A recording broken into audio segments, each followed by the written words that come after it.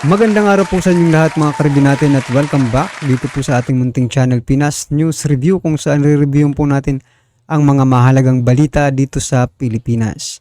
Mga simpleng komento sa mga issue dito sa Pinas at eto nga mga karibin natin kapapasok lang matindi dito. Nabigla lahat PBBM na shock ay may kumpirmado na. DP Sara di makapaniwala yan mga karibin natin ang ating alamin. Mula po rito sa News PH, yan, nasa description po ang full video link ng balitang ito. Subscribe na po kayo. At kung bago ka pa lang at di pa po nakapag-subscribe sa ating munting channel, please don't forget to subscribe at i-click na rin po ang bell notification para updated ka po sa lahat ng ina-uploads nating reaction video. At eto na nga, sama-sama at sabay-sabay po natin pakinggan, panoorin at bigyan ng reaksyon ang balitang ito. Eto na po. Senator Amy Marcos, antindi na po kung banatan itong mga PBBM supporters, no? Nakakapagtaka naman, no? Supporter kayo, naturingan kayo supporter ni BBM. Grabe kayo makabanat sa mga Marcos. Sa mga supporter po ni Pangulong BBM, kapatid po 'yan, no? Alam niyo po, kaming mga supporter ng mga Duterte, sanay po kami na meron pong independence po na mag-isip yung bawat isang Duterte, pero may paggagalangan po sila. Ginagalang po ng mga magkakapatid yung bawat isa, nauunawaan nila kung saan nanggagaling at nauunawaan po nila na kahit magkakapatid sila ay may iba't iba po silang paniniwala, no? Katulad po recently si BP Inday Sara Duterte, naunawaan niya kung saan nagmumula. Sabi niya nga, ito ay brotherly love, no? Naunawaan niya yung tila ano ni Baste, no? Yung pananaw niya na parang matindi na yung pang-api sa kanyang ate kaya nananawagan siya ng Marcos resign, no? Pero ito po, very valid po. Valid po masyado yung mga tinututulan ni actually hindi po binibira eh. Doon ako nagtataka rito sa mga BBM supporters, no? Hindi po binibira ni Senator Amy yung kanyang kapatid. Iba po yung binibira niya. Sinabi niya nga, no? Dekada. Dekada po yung kanilang ginawa para magkaroon po sila ng second chance. Dekadang siniraan yung kanilang pamilya, no? Tapos sisirain lang, ano? Hindi po siya papayag na yung pagbibigay sa kanila ng second chance sa pamilyang Marcos ay sisirain lang ng alam naman natin lahat kung sino tinutukoy ni Senator Amy ng isang kamag-anak incorporated na hindi naman Marcos, 'di ba? Takang-taka ko sa mga nagsasabing sila ay BBM supporters pero hindi po naman binabanatan ni Senator Amy ang kanyang kapatid. Bakit gano'n na lang kung siraan si Senator Amy? Katulad po nito, grabe po. Ito po ang sabi ni JC Punong Barangay. Sabi po niya sa kanyang tweet, meron po ritong picture ni hindi po namin kilala to kung sino itong mga to. Naririnig namin yung pangalan, no? Mayor Lacson. Ito ang sabi ni Punong Barangay, yung sa picture niya, si FAM ba talaga ang tatay ni Amy Marcos? Grabe po, no? Pinagdudahan, no? Pinagdudahan, grabe po, yung buong pamilya na ng mga Marcos ang siniraan ito. Na iba raw po, no? The alleged father of Amy Marcos, Arsenio Lacson. Grabe, no? At pinakita po yung mukha ni Arsenio Lacson at ang mukha ng anak ni Senator Amy. Kung hindi ako nagkakamali, manotok po itong anak ni Senator Amy. No? Magkahawig daw. Ito po sabi, Manang Amy, ang dami nang na-curious tuloy.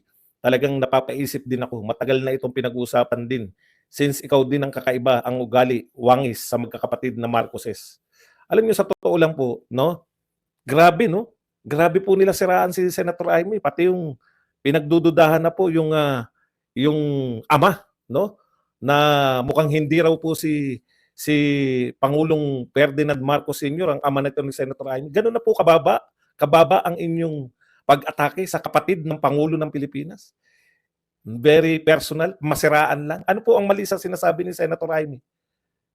Ay miski naman kayo, kahit kayo po, di ba? Miski naman kayo, naniniwala po kayo na totoo yung sinasabi na may mga pinangako. Kayo ba naman, pipirma kayo na nakalagay po ron ay voting jointly? Ano po alam ng mamamayan, simpleng mamamayan dyan? No? Ano po ang pakialam ng simpleng mamamayan kung talagang people's initiative yan? Pipirma ka na joint voting yung Senate at Congress? Wala naman pong buti sana kung yung eto po ang babaguhin natin sa saligang batas. Magbibigay ng ayuda sa lahat ng mahihirap. Putya, pipirma ka talaga. Nauunawaan mo, pag pirma mo, bibigyan ng ayuda yun yung ilalagay. Pero yung joint voting ng Kongreso, ha? Joint voting ng House of Representatives, mga congressman at mga senador, ano pong kinalaman ng mga pangkaraniwang mamamayan yan? Bakit po kami boboto dyan? Para saan? Yan po ang ugat na, ang tama naman yung sinasabi ni Senator Amy. Bakit hindi maamin ng kanyang pinsan na wala siyang kinalaman dyan? Na may kinalaman siya riyan. Bakit dinideny yan, tsa na yan, OPI na yan, ng mga congressman? Bakit nyo po i-deny kung wala pong masama sa ginagawa nyo? The mere fact na dinideny nyo, eh talagang may masama dyan. No? May masama dyan sa ginagawa ninyo. Pero yung siraan ninyo, yung isang Marcos, kayo ay supporter ni Marcos. Ako, nakikisimpatya lang ako kay Manang Aimee. Kahit maka-Duterte kami. Kasi minsan tayong naging bahagi ng unity team.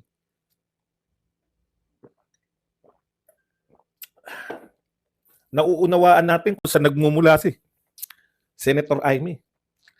Sa totoo lang, siya lang nga po yung may sense sa pamilya na yan ngayon.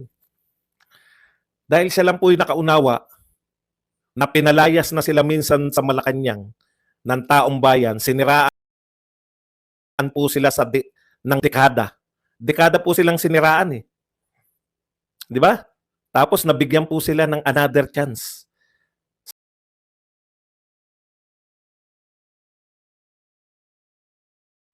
So yan mga karibin natin. So, nako talaga ito talagang mga BBM supporter no mga karibin natin. Imbis na suportahan yung mga Marcos, parang sila tuloy yung gumagawa ng paraan para mag-away po ang mga Marcos, di ba? O, di ba? O kasi Marcos to eh, si Senator Amy Marcos. O, ngayon may lumalabas na na hindi daw anak ni dating Marcos Sr., no? Dating President Marcos Sr., itong si Senator Amy. O anong ibig sabihin nila dyan? Ha? Hindi magkapatid si PBBM at si Senator Amy Marcos? Nako naman. Isipin nyo naman mga karibin natin na itong mga naninira no kay Senator Amy Marcos na kung kayo nga nasasaktan, ba? Na tuwing binibira si Pangulong Bongbong Marcos Jr., paano pa kaya ito? Kaya nga gumagawa siya ng paraan si Senator Amy Marcos mga karibin natin na putulin or i-stop na itong mga nangyayari, di ba? Para hindi na sila hindi maulit yung history ng kanilang pamilya. Di ba? Kasi sila mismo, sila yung nakaranas eh. Sila yung nakaranas ng mga panahong yun. Kaya, para sa akin mga karibin natin, at opinion lang po ito, ayaw na po ni Senator Amy Marcos na ganun din ang mangyari, no? Sa kanyang ama, sa kanyang kapatid. Oh. At alam din naman natin na nakikita rin ni Senator Amy Marcos yung mga dahilan, no? Yung mga posibleng dahilan kung bakit matutulad si PBBM sa kanyang ama. Kaya nga pre-prevent niya na habang maaga pa, 'di ba? O sino po ba? Sino po ba yung mga posibleng maging dahilan para maging matulad siya sa kanyang ama ulit, ha? O yung kanyang pinsan na hindi nakikinig sa kanya. 'Di ba? Isa po 'yan. O yung asawa niya na kinokontrol naman siya. O pangalawa po 'yan. Kaya nga hindi hindi in good terms si Senator Amy at saka yung bayaw niya eh, 'di ba? Makikita mo may something talaga kung bakit ganoon, 'di ba? Sa pamamagitan ng pakikipag-alyansa sa mga Duterte na pagkapanalo pa lang gusto nang tablahin itong mga supporter ni Pangulong Marcos. At ngayon po kung ano-ano sinasabi na wala parang gustong palabasin na walang silbi yung suporta ni Sara Duterte. Okay. Matagal ko na pong tinapik yan. Natapik ko na po yung Catch Up Friday na yan. May paliwanag po ako dyan na maganda eh. Punta po tayo rito sa NTF-ELCAC. Alam po natin, dumating dito yung UN Rapporteur, no? Hindi po yan ICC, no?